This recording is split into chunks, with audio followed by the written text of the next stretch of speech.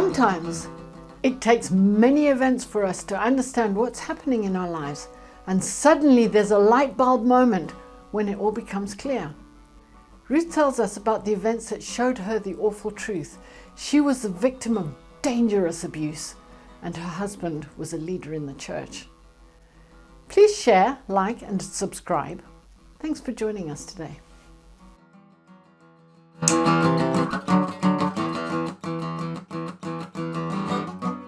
Now, was there a tipping point when you realized that your relationship had actually gone toxic and abusive after you'd married?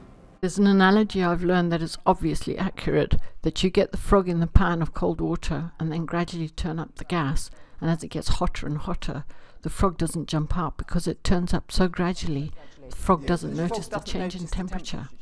And that's how it was like. There were a couple of flashpoints, obviously, towards the end. But were there people around you who noticed that something was wrong, or did you feel isolated?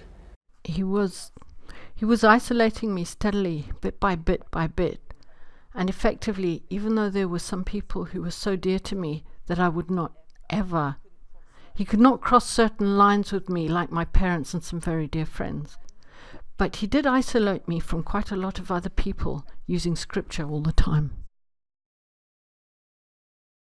First of all, if they weren't believers, I shouldn't mix with them for starters, so that cut a whole chunk of them out, if you know what I mean. And he was just always using scripture on me. He dominated every aspect of my life, bit by bit. Did he abuse you in a physical way, or was it psychological? He did it, but he did it so gradually, like I was saying about the frog in the pan. First it started with him chucking things past me, hitting the wall. Yeah. He threw things at you? Threw things past me, with rage past me, hitting things by me, leaning over me. And then it got more and more, and he was smashing things of mine and pushing me over. Up against the walls, and then it got worse. He pushed me in the face, pushed me over. That's when I thought, well, you don't. I could understand some of it. He did have a temper and other problems, so I made allowances for that. But when he went into the physical pushing of me, and I could have actually died at one point when he physically pushed me into a bathtub of cold water. He pushed me into the bath. There's a whole story behind that, but I could have hit my head on the tiles and he just walked out. I could have drowned.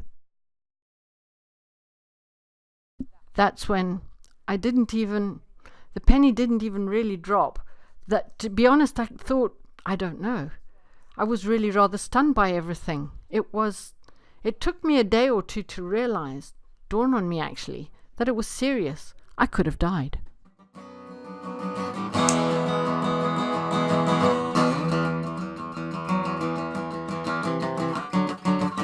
So, abuse isn't something that is glaringly obvious. It tries to stay hidden. Often it's only a progression that becomes clear when there is a bit of distance put between the person and event or series of events. If you're not sure whether you're being abused, please consult Restored Relationships website.